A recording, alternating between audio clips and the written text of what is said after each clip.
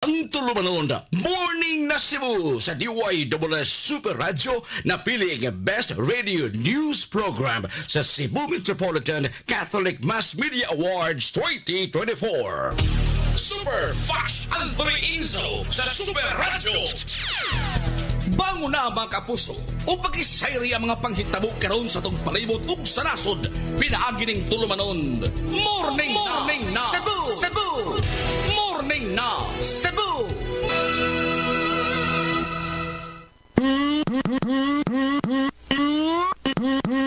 Good morning!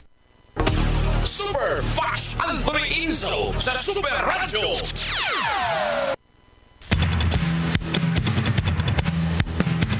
Morning na Cebu!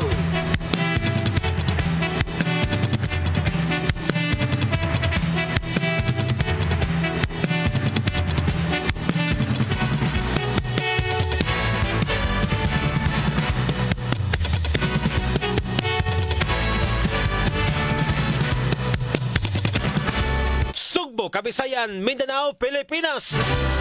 Mga kapuso, kumusta ba yung buntag kaninyong tanan? Welcome sa Tulumanon. Morning na Cebu! Ako inyong kapuso, Super Fast Anthony Inzo sa Super Radio. ako yung mahatod sa luhang tudling ug sa detalye sa itong mga balita. Ninangadlaw karon nga Sabado, petsa 23 buwan sa Agosto tigda 2024. 2025 de. Kumusta nga tanan nga nagpamatinin ng atong istasyon? Ang DYWS Super Radio GMA 999 kHz sa dial sa inyong mga radyo. Morning na Cebu! O karon sa itong mga headlines. Dini sa ato, 8 ka mga kaso sa leptospirosis natala sa lalawigan sa Sugbo Sudlang sa buwan sa Agosto. Samtang kaso sa dengue, padayon nga gi-monitor sa Integrated Provincial Health Office.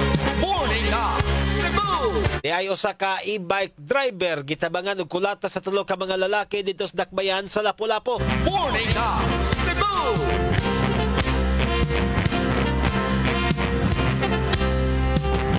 Samtang 16 ka mga barangay diri sa Central Visayas gideklarar nga drug cleared.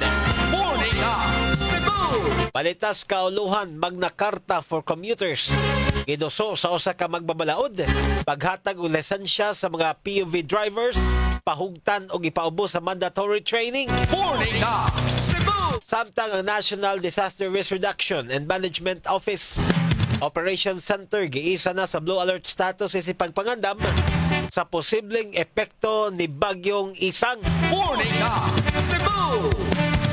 Pagkatunguluhang tudling sa itong mga balita, detalye nini pusunod human lamang sa pipila ka mga pahinumdum. Oras alas 5:37. Kutis artista ba? Celebrity Beauty Soap na. Morning na Cebu! Super Radio Local News.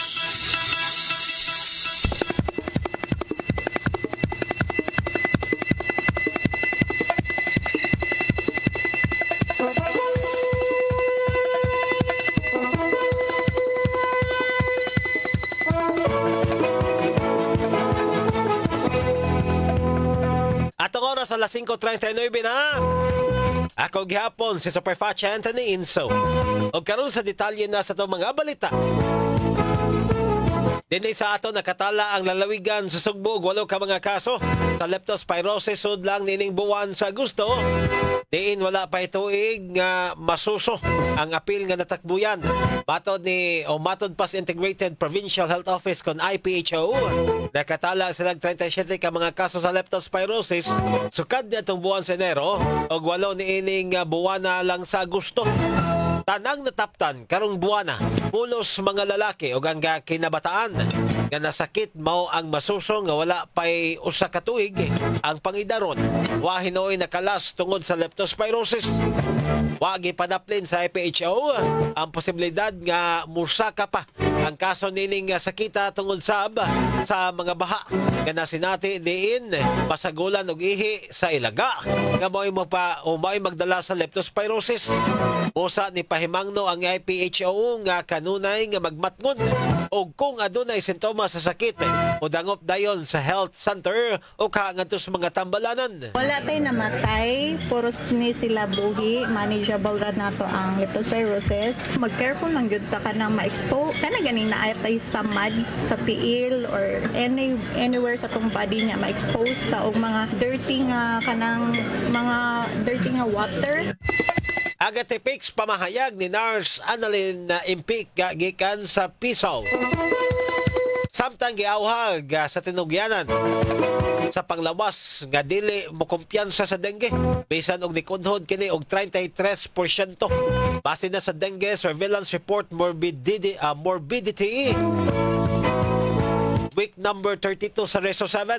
Base na sa data gikan sa Reso, adunay 7,567 ka mga kaso sa dengue sa Central Visayas nga mas ubos. Itandi sa 11,360 ka mga kaso sa miagi nga tuig.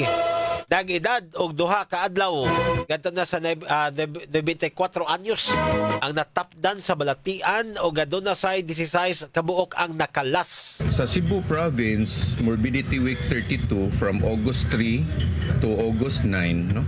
Sa Cebu lang ang atong nakuha nga dengue cases is 3,640. 3,640 na pitura ang patay ani.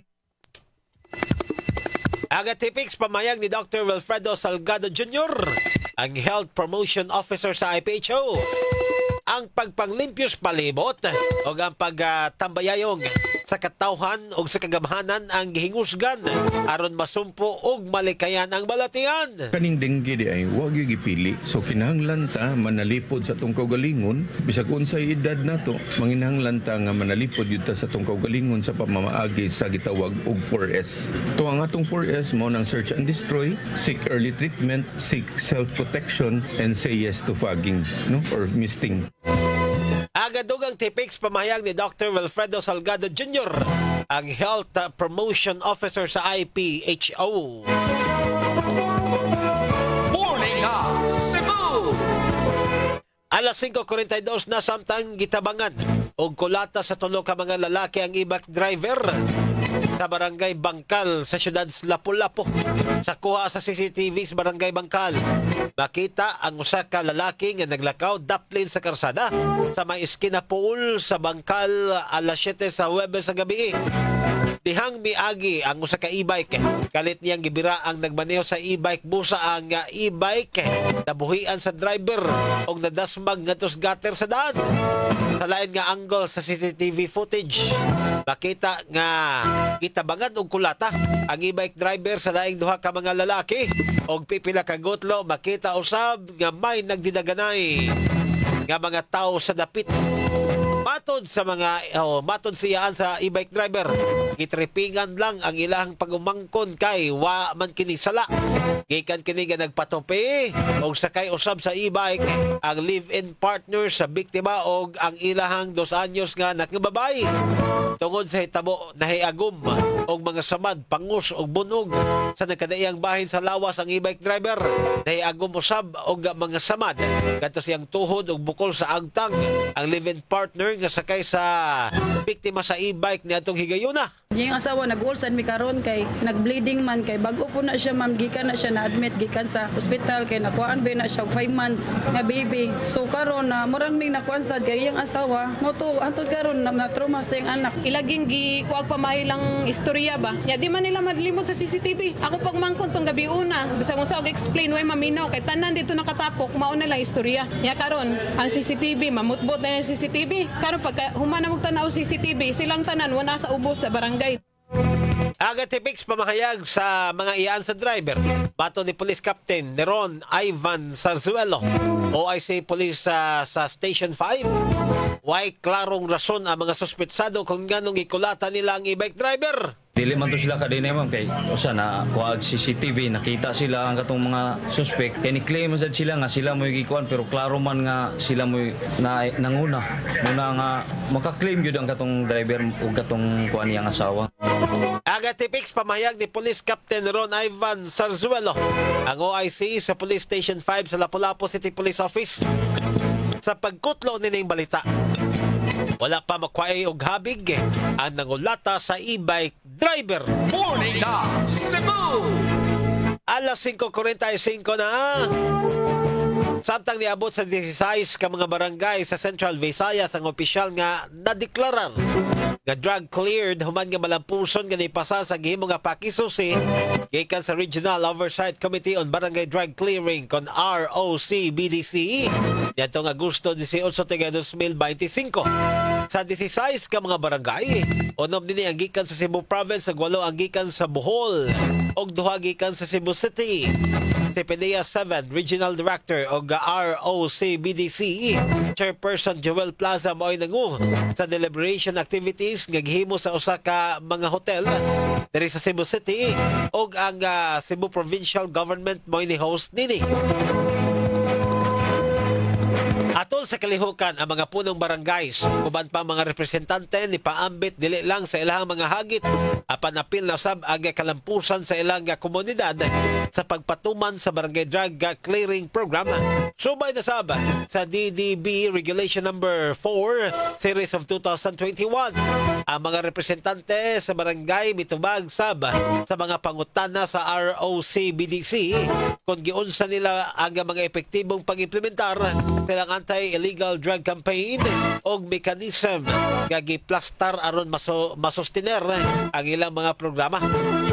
Aron ang barangay madeklarar nga drug cleared barangay, ang critical requirement nini mo ang tanang mga individual nga na-validate nga nalambigit matod pa sa illegal nga drug activities gatos komunidad kinahanglan nga ma-account o ang mga intervention program sama na lang sa community-based drug rehabilitation program alang sa tigamitan og illegal nga drogas efficiently o effectively implemented.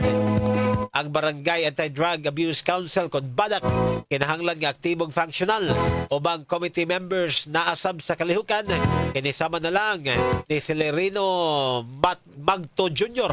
ang chief sa Local Government Monitoring and Evaluation Division sa DILG 7 o Committee Vice Chairperson Dr. Nilner Omus sa Department of Health 7. Ingon man si Police Major Ray N. De Los Santos sa Police Regional Office 7 sa kasamtangan sa 2,312 ka mga barangay sa rehiyon. 1,603 nini ang nadeklarar nga drug cleared o 36 ka mga drug cleared drug-free barangays.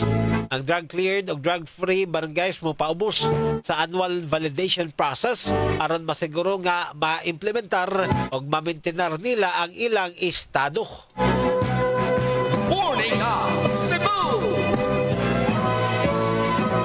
Alas 5:48, samtang nakuhaan sa video ang pagpangaligo sa mga bata ngadto sa sapa.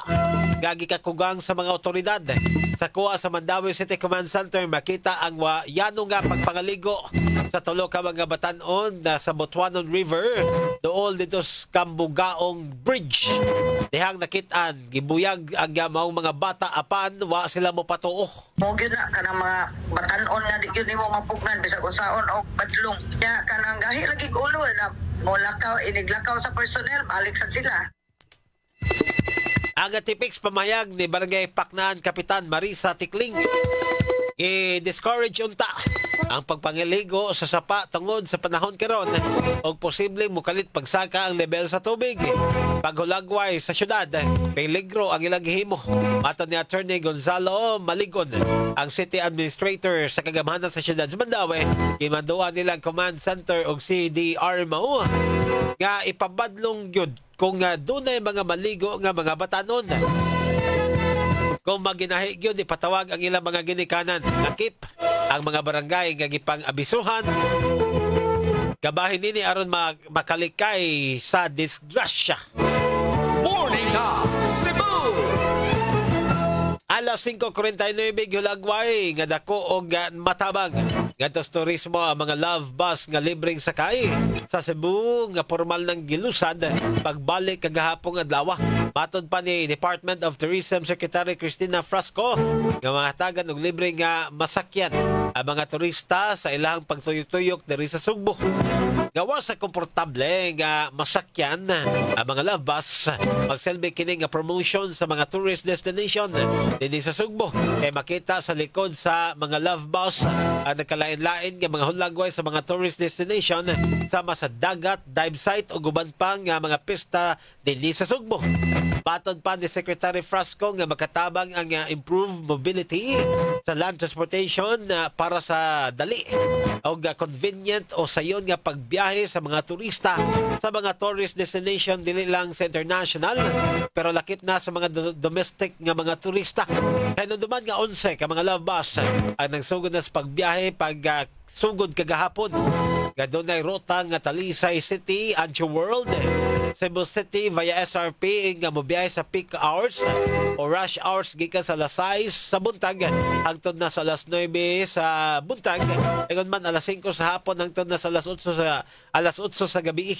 Pamaagi ni ining love bus ang atong mga turista naa na sila libre pamaagi nga makatuyok sa atong mga lain-lain nga atuanan no. Mapasalamaton kaayo ta sa DOTR, kang Secretary Vince, kang Secretary Mina, and of course sa atong presidente kay usa kini ka katumanan sa saad na iyang gibuhat na iyang gipagawas ni atong SONA kay balik yun niya ang love bus. Wala na nagdugay na na-deliver na dayon ang promise sa atong presidente.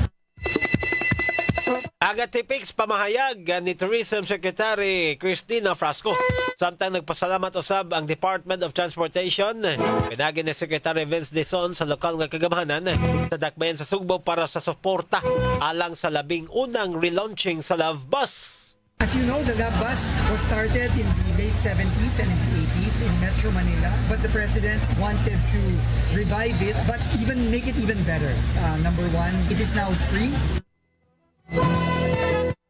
Ang Tipix pamahayag ni Transportation Secretary Vince Dizon samtang gibutyag sa Department of Budget and Management.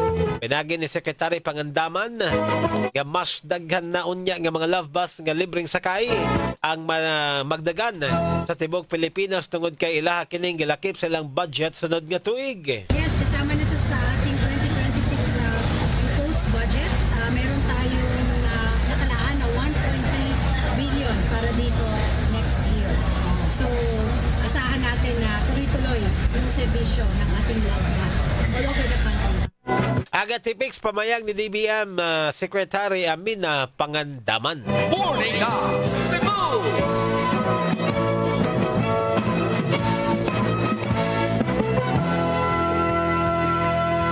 Super Radio Reports. Sa tungo ng Super Radio Report, di ay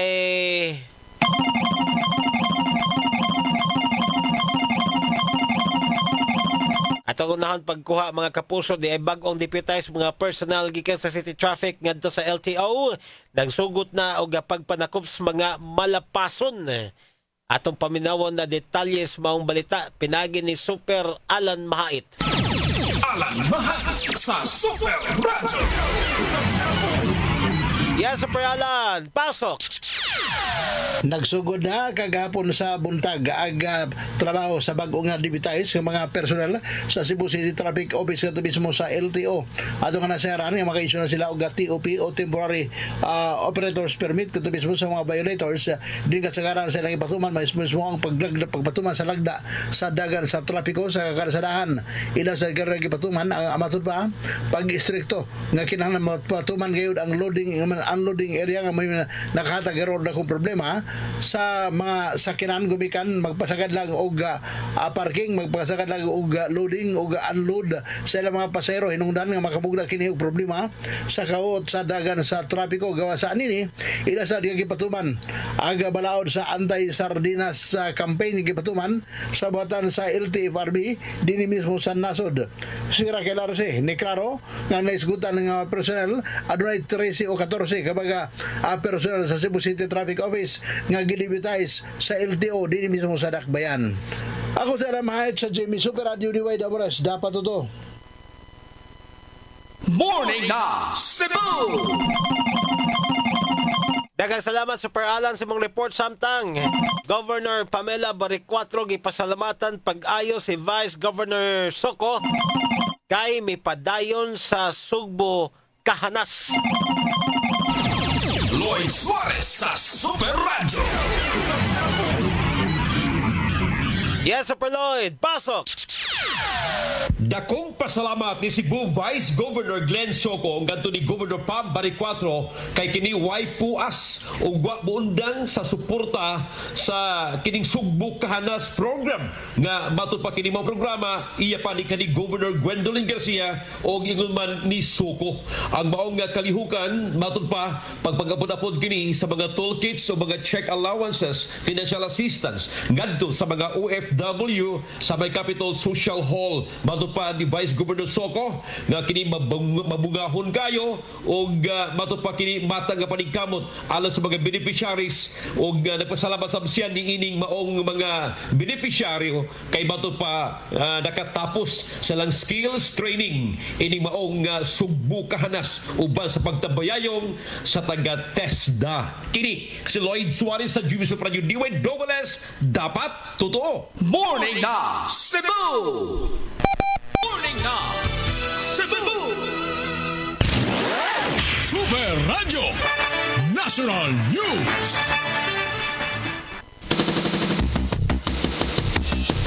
At ang oras alas 5:57 na. Balita gikan sa Kauluhan, giduso ni Parañaque 2nd District og Vice Chairperson sa House Committee on Transportation Representative Brian Raymond Yamsuan. Ang Magna Carta for commuters aron masiguro ang barato, convenient ug luwas nga pagbiyahe ngadto sa katawhan. Tungod nini nanawagan si Yamsuan sa mga kaubang magbabalaod nga ipasar ang House Bill number 2581 nga nagtinguha nga mas pahugtan pa ang paghatag og lisensya. Ingon man mandatory training alang sa mga driver sa public utility vehicle kon PUVs. Himugatan ni Yamsuan nga ubos sa naasoy nga balaod noon mapanalipdan ang katungod ug kaayuhan sa mga commuters. Mahimong nga prioridad kini sa pagplano ug pagpatuman sa mga proyekto ug sa infrastruktura. Ingon man sa transportasyon, matod ni Yamsuan kinahanglan nga unahon kanunay ang kaayuhan ngadto sa mga sumasakay sa pagpatuman sa maong nga mga proyekto. Usa sa mga importante nga probisyon sa gisugyot nga Magna Carta mao ang iduso sa gobyerno ang luwas nga ug epesyente nga pamatasan sa pagmaneho sa mga PUV drivers. Pinaagi sa pagpaubos sa mandatory training ug mas pahugtan pa ang paghatag og lisensya. Ubos sa balaod noon ang mandatory training kay subsidized sa gobyerno nga dunay mga modules sa commuters' rights. Ingon man PWD, accessibility, road safety ug basic emergency response. Morning na Cebu! Alas 5:58 samtang giisa na sa Blue Alert status ang Operation Center gikan sa National Disaster Risk Reduction and Management Council kon NDRMC kagahapon adlaw kini sa pagpangandam na labot na posibleng epekto sa bagyo nga si Isang. Matod sa ahensya, tumong nini nga mamonitor pagayo kung na doon ay consolidated nga mga efforts o masiguro ang dinalian nga koordinasyon ngadto sa mga ahensya sa gobyerno. Obo sa Blue Alert status, gimanduan ang primary o lead personnel gikan sa Office of the Civil Defense sa pag-deputize o man pag-duty sa mga operation center. Kauban ang mga detailed duty officers ni epekto ang pag-isa sa alert status. Sukad kagahapon alas 12 na sa udto. Morning na Cebu!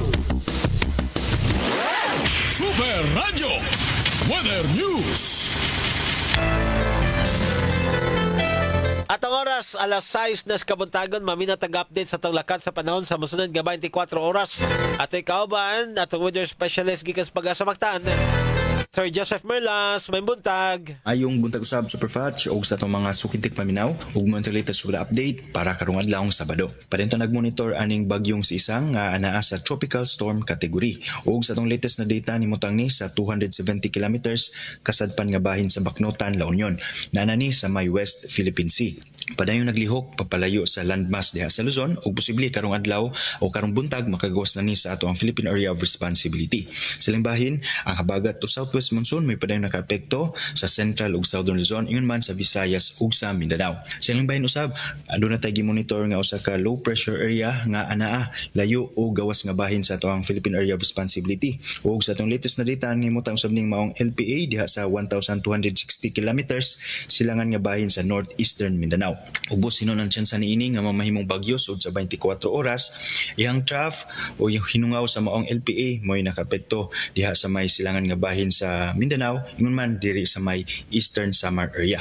Mungsod sa 24 oras ang Central Visayas lakip ng probinsya sa Sugbo aduna tay fair o kasarangan nga timpo sa panahon. Makasinati ta ning panagsang mapanganuron ngadto sa pagkamanag-umon sa kalangitan ug nagpabilintas ang tsansa sa mga patak-patak ug mga lumalabay na mga pagulan labi na sa hapon o sa gabi tungod niya sa hinungaw usab sa habagat o southwest monsoon. Magbantay gyapon ta sa mga posibleng pagbaha ug pagdahili sa yuta labi na kung magsinati ani kusog ug mga magdugay na mga pagulan. Samtang sa tong hangin ug kadagatan wala ra tay gale warning. Ang tibok Visayas adunay hinay ngadto sa kasarangan nga hangin nga gikan sa habagatang kasadpan ngadto na sa habagatang silangan ug atong kadagatan adunay malinawon ngadto sa kasarangan nga mga pagbalod. So, sa Cebu atong dagat motaob ni sa alas 10:56 sa buntag kinagilawmon nga 1.8 meters ug monas sa alas 6 untop sa hapon nga nagimabon nga negative 0.1 meter. Itong temperatura 25 to 32 degrees Celsius ug atong haring adlaw isubang sa alas 5:35 sa buntag ug mosalop ni 2 minutos sa dili pa mag-alas 6 sa hapon. Ug mo latest diri sa buhatan sa Pag-asa Mactan, Visayas do Este, si Joseph Merlas. Maayong buntag, happy weekend. Good morning! Morning na Cebu! Ang report ni Sir Joseph Merlas gikan sa Pag-asa Mactan mahingpit nga nitapos karon sa tong talumanon. Morning na Cebu! Mayong buntag day sa tuaga mga naminaw karon sa tuaga Facebook fan page. Salamat kayo sa inyong pagpaminaw labi na ngadto kag Jose Simon Morales, gikan po ni Eduardo Hinerilao, Josephine Villasan, George Patrosa Ganok, o uban pa mga kapuso, Abriles Delfin, Sally Alvarez, ingon man ni Jocelyn Ferrer, Jimmy Galon, ingon man ni Jose Jeneline Amancio. Wata igong oras ug panahon natangi ato mosulod gitalumanon ng super hirit. Kita gihapoy maguban-uban ika sa alas 6 ngadto sa alas 7 kabuntagon pagisgot sa mga isyu nga may labot atong hari nga lungsod. Sangan sa kadagkuan sa DYWS Super Radio GMA pinagistong Master Control Engineer Dundon Villa Carlos Ed. At transmitter site Alan Haka at ang Program Director Algin Nabakita, Station Manager Kit Matos Cortez. Ako na lang inyong kapuso sa Perfachi Anthony Inso manamilit na kaninyong pinagis pagingon. Dalaygo ng Diyos. Mayong buntag Pilipinas, dapat totoo.